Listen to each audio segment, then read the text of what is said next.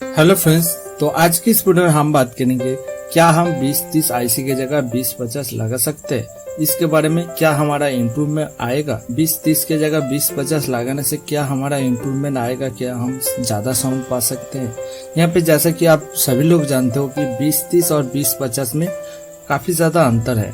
यहाँ पे 20-30 लगभग आपको 18 वाट से लेकर 19 वाट तक के आउटपुट दे सकता है, लेकिन 20-50 जो है वो आपको 25 वाट से लेकर 35 वाट तक आउटपुट दे सकता है, लेकिन उसका भी कुछ लिमिटेशन है और यहाँ पे वोल्टेज वगैरह भी आपको देखना पड़ता है। लेकिन हम अगर सिर्फ ये होम थिएटर है तो हम इसके अंदर 20-30 के जगह 20-50 लगाने से हमारा क्या इम्प्रूवमेंट आएगा। तो यहाँ पे जो पहला चीज है, आप इस जगह पर अगर 20-30 के जगह अगर 20-50 लगा देंगे सिर्फ, तो आपका कोई भी इम्प्रूवमेंट नहीं आएगा।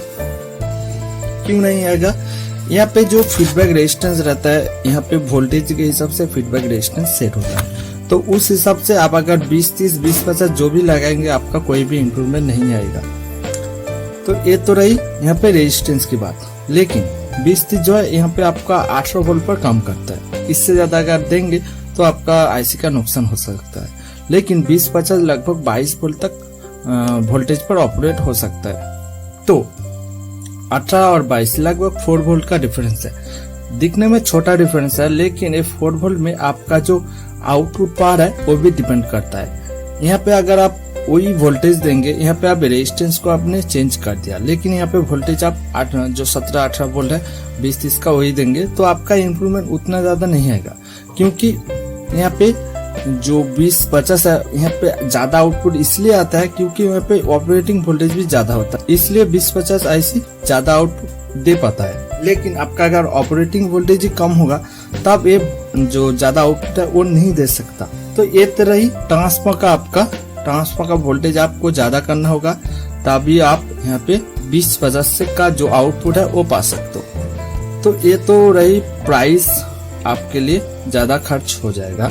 यहाँ पे ट्रांसफर अगर चेंज करेंगे तो आपके लिए खर्च तो बढ़ेगा ही। तो रेजिस्टेंस का मैं उतना ज्यादा, जो कि फीडबैक रेजिस्टेंस है उसको चेंज करने में क्या जाता है, वो तो थोड़ा सा ही पैसा है, उसका कोई मतलब नहीं बनता। लेकिन एक ट्रांसफर अगर आप चेंज करना चाहे तो आपके लिए ज्यादा कॉस्ट पड़ेगा। ये तो रही ट्रांसफर। तो आप 20-50 लगा दिया, लेकिन आपका आउटपुट स्पीकर इस हिसाब से है, 20-30 के हिसाब से आपका आउटपुट स्पीकर है।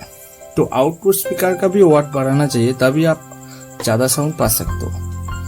तो यहाँ पे अगर आप स्पीकर, ट्रांसफर सब कुछ चेंज करेंगे तो आपका आईसी का दाम क्या है। आईसी का तो आपको जो 20-50 है वो लगभग आपको 25 से लेकर 30 रुपए के अंदर मिल जाएगा, जो डुप्लीकेट वाला है। लेकिन ओरिजिनल का प्राइस बहुत ज्यादा होता है, लेकिन और वो आईसी उतना ज्यादा मिलता भी नहीं है, तो मैं डुप्लीकेट के हिसाब से बोल रहा हूँ।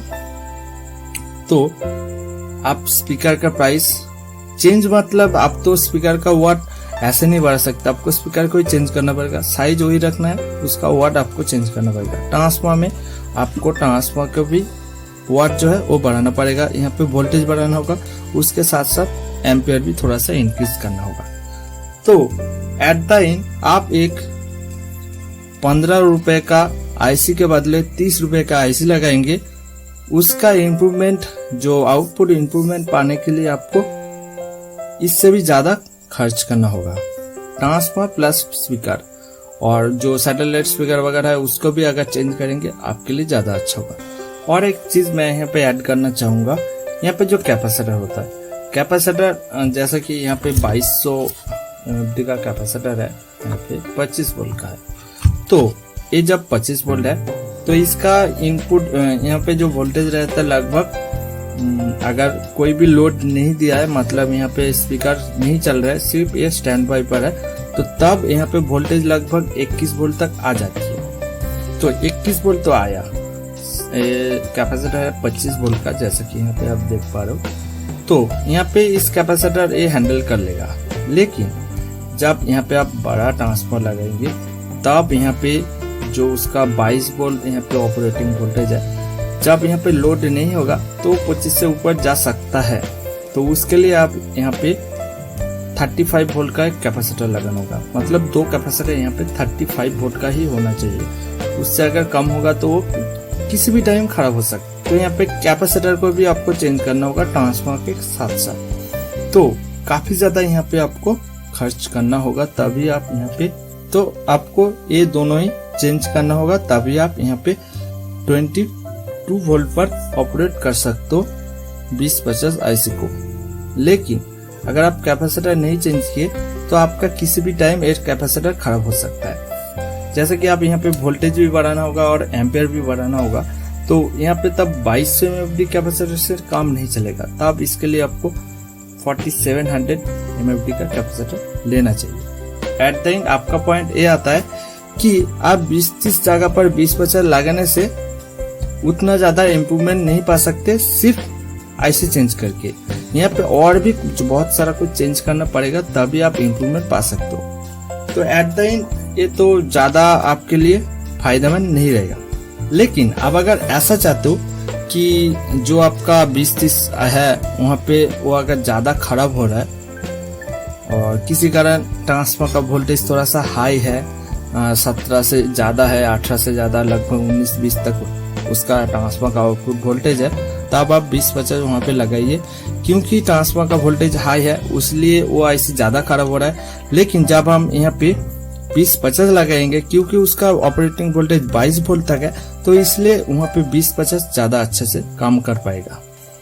और स्पीकर का आउटपुट जो है वो उतना ज्यादा इंक्रीज नहीं होगा, लेकिन फिर भी आपको जो आउटपुट पावर है, अगर आईसी से ज्यादा आउटपुट पावर मिल रहा है जो स्पीकर है उन तक, तो थोड़ा सा ज्यादा आपको इम्प्रूवमेंट मिल ही जाएगा। उस पे आपको थोड़ा बहुत इम्प्रूवमेंट लग सकता है अगर ट्रांसफार्मर का वोल्टेज ज्यादा है तो। लेकिन आपका ट्रांसफार्मर अगर कम वोल्टेज में है, जो कि अब 20-30 आईसी आपका परफेक्ट चल रहा है, कोई भी दिक्कत वाली बात नहीं है, तो वहाँ पे आप ज्यादा इम्प्रूवमेंट नहीं पा सकते। हाँ, थोड़ा बहुत आप पा सकते हो, लेकिन उतना भी ज्यादा आप यहाँ पे इम्प्रूवमेंट नहीं पा सकते। आप वो नोटिस ही नहीं कर पाओगे कितना यहाँ पे आपका इम्प्रूवमेंट हुआ है 20-30 के बदले 2050 लगाने से। तो यही मेन टॉपिक है। आप नीचे कमेंट पर जरूर बताना आपका क्या एक्सपीरियंस रहा है 20-30 के जगह 2050 लगाने से। क्या आपका इम्प्रूवमेंट उतना हुआ है जितना आप चाहते थे? तो नीचे कमेंट पर जरूर बताना। और जो मैंने यहाँ पे बताया आप उसके बारे में क्या सोचते हो, नीचे कमेंट पर जरूर बताना। तो आज के इस वीडियो में इतना ही। वीडियो को देखने के लिए बहुत बहुत धन्यवाद, और आगे ऐसे वीडियो देखने के लिए मेरे चैनल को जरूर सब्सक्राइब कर लेना। तो आज के लिए इतना ही, बाय।